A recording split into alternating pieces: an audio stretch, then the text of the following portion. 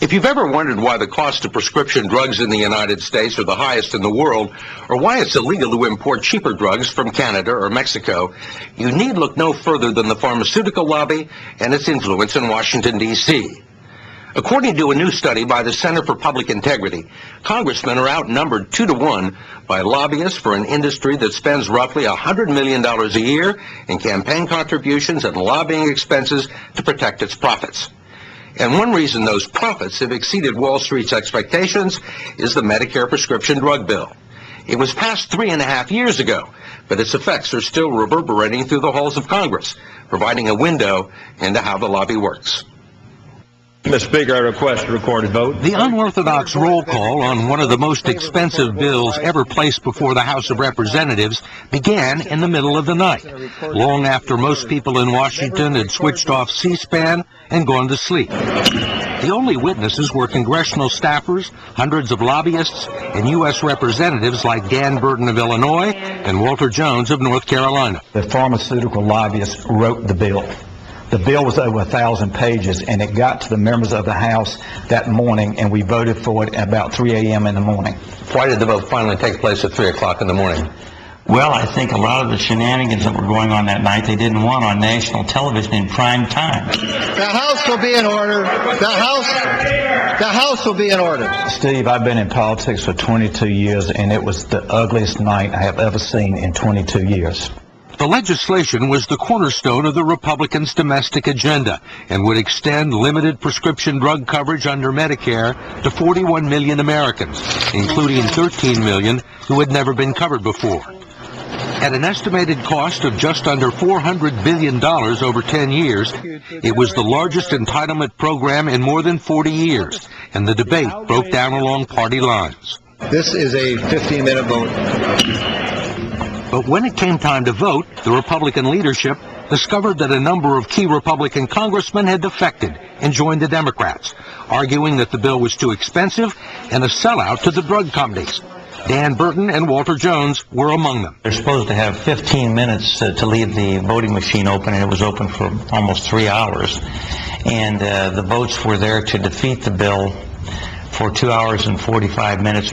And we had leaders going around and gathering around individuals, trying to twist their arms to get them to change their votes. Mr. Speaker, I move reconsideration. I did not. Thanks to your arm twisting. It was horrible. I mean, we had a good friend from Michigan, Nick Smith, and they even threatened to work against his son who wanted to run for his seat when he retired. I saw a woman, a member of the House, a lady, crying when they came around her trying to get her to change her votes. It was ugly.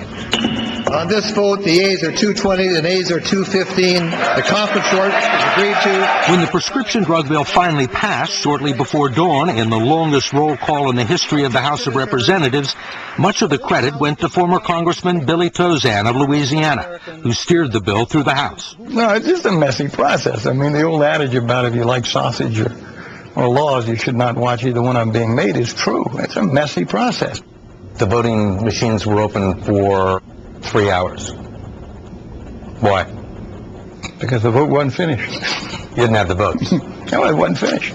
And arms were still being twisted, right? People were being talked to. Walter Jones said it was the ugliest night he had ever seen in politics in 22 years. Well, he's a young member. Had he been around for 25 years, he'd have seen some uglier nights.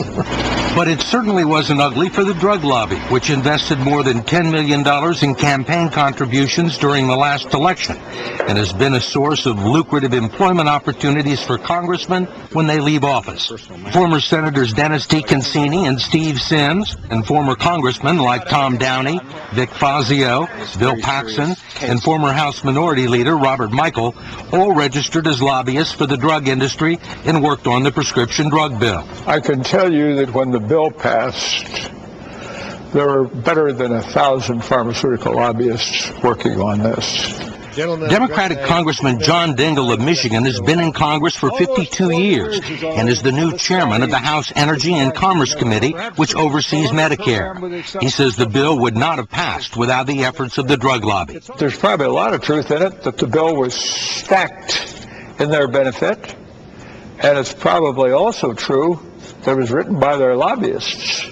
You couldn't even walk to the steps of the Capitol without having somebody, maybe one or two, coming up to you and say, "Can't you change your vote? Can't you vote for this bill?" Any other members wish to change their vote? Why was the drug lobby so interested in this bill, and what did it have to gain? Ron Pollock, the executive director of Families USA, a nonpartisan healthcare watchdog group, says it all boiled down to a key provision in the legislation. It prohibited Medicare and the federal government from using its vast purchasing power to negotiate lower prices directly from the drug companies. What was the main focus of the lobbying effort? Well, the key goal was to make sure there'd be no interference in the drug companies' ability to charge high prices and to continue to increase those prices. And whose idea was that? There's no question that this was prompted by the pharmaceutical lobby. The drug industry says that competition among private insurance plans that service the Medicare program help keep prices low. But Families USA reported in a January study that Medicare patients are being charged nearly 60% more for the top 20 drugs than veterans pay under a program run by the Veterans Administration. For Lipitor, a popular cholesterol drug, the cheapest Medicare price is $785 for a year's supply, 50% more than the VA's price of $520. For Zocor, another cholesterol drug, the best Medicare price is $1,485 for a year's supply. The same drug only costs $127 a year under the VA plan. And this is because the VA negotiates with the drug companies on price. That's correct. The VA does bargain, and they do it successfully. Medicare could do the same thing, but Medicare is prohibited from doing that as a result of this new Medicare legislation. What was the logic, or what was the idea or the rationale behind not giving the government the ability to negotiate drug prices? It was simply that the drug companies didn't want it. They wanted to make as much money as possible, and if there's negotiation, like there is in other countries around the world, then they're going to have their profit margin reduced. Before the vote, Congress was told the program would cost a whopping $395 billion over the first 10 years. In fact, Medicare officials already knew it was going to cost a lot more. Within 2 weeks after the bill was passed, everybody knew it was going to cost well over $500 billion. Many members of the Congress that voted for it said, "I would never have voted for it had I known that." They misled us.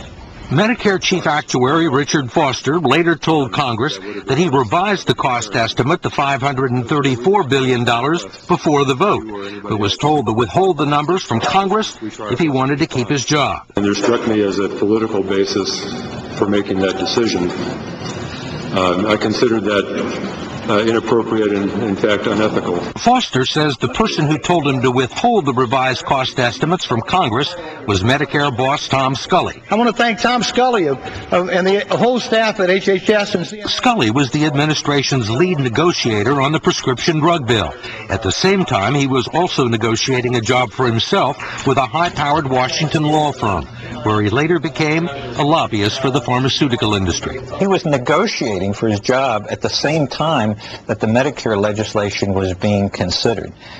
He wound up taking this job 10 days after the president signed the legislation. It is but one example of the incestuous relationship between Congress and the industry, and just one of the reasons the pharmaceutical lobby almost never loses a political battle that affects its bottom line. Former Congressman Billy Tozan, who helped push the prescription drug bill through the House, didn't disagree. Has this bill been good for the drug industry? It's been good for the patients whom the drug industry represents. And in terms of profits for the drug profits companies? and volumes, yes. Your own friend, John Yes. Dingell, says of the 1,500 bills over the last 8 years dealing with pharmaceutical issues, the drug companies, almost without exception, have gotten what they wanted. Yeah, I would think he's correct. They've done fairly well. Why has this lobby been so successful? I believe it's because they stood for the right things. If former Congressman Tozan sounds a lot like a lobbyist for the drug industry, that's because now he is. Billy Tozan of the House of Representatives did great work on this bill. Just 6 weeks after the prescription drug bill was signed into law, Tozan began discussions with the pharmaceutical industry to become its chief lobbyist in Washington. He says it was just one of several lucrative opportunities he'd been offered just before he received some very bad news. I got a call from a doctor in Bethesda who said, "You got cancer and it's extremely rare and it could kill you." And then everything changed. Tozan had a cancerous tumor removed from his intestine and was treated with a new medicine called Avastin that had never before been used on that form of cancer. The treatment was successful, and as a result, Tozan said he felt he owed his life to the drug industry. After serving out his congressional term, he accepted a $2 million a year job as president of Pharma. There was that extraordinary moment where my wife literally looked me in the eye and said, look, you're going to do well wherever you go, Billy. You got a lot of great offers, and maybe you ought to think about working for the people that struggle every day to try to invent the medicines that save lives like yours. And that was a pretty important moment in my life, and it was the moment I decided that this was the work I wanted to do, headaches or no. When you're pushing so hard for a bill that's that controversial, and then within a matter of months you go to work for the industry that's going to benefit from it, it does cause you some concern. I don't want to appear too cynical. But you are.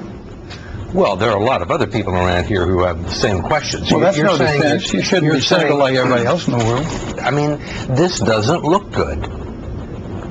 But That's this bill through that gets that produces a windfall for the drug companies, and then a short time later, you go to work for the drug lobby at a salary of $2 million. There's nothing I could have done in my life after leaving Congress that I didn't have some impact on in 25 years in Congress. And if that looks bad to you, have at it.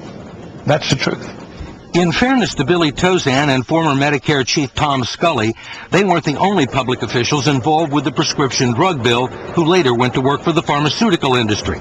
Just before the vote, Tozan cited the people who had been most helpful in getting it passed. And I specifically want to thank the staffs of our committees. From Ways and Means, John McManus, who did such a great job. Within a few months, McManus left Congress and started his own lobbying firm. Among his new clients were Pharma, Pfizer, Lilly, and Merck. From the majority side of the Finance Committee, Linda Fishman. Fishman left to become a lobbyist with the drug manufacturer Amgen. Not the least of all, but the Energy and Commerce Committee staff who toiled so hard for us. Chief of Staff Pat Morrissey. Morrissey took a job lobbying for drug companies Novartis and Hoffman LaRoche. And Jeremy Allen. He went to Johnson & Johnson. Kathleen Weldon and Jim Barnett. She went to lobby for Biogen, a biotech company. He left to lobby for Hoffman LaRoche. They did a marvelous job for this House, and we owe them a debt of thanks. Thank you all. In all, at least 15 congressional staffers, congressmen, and federal officials who worked on the prescription drug bill left to go to work for the pharmaceutical industry, whose profits were increased by several $billions. They have unlimited resources, unlimited. And when they push real hard to get something accomplished in the Congress of the United States, they can get it done. In January, one of the first things the new Democratic House of Representatives did was to make it mandatory for Medicare to negotiate lower prices with the drug companies. A similar measure faces stiff opposition in the Senate, where the drug lobby is spending millions of dollars to defeat it. The president has already announced that if the bill passes, he will veto it.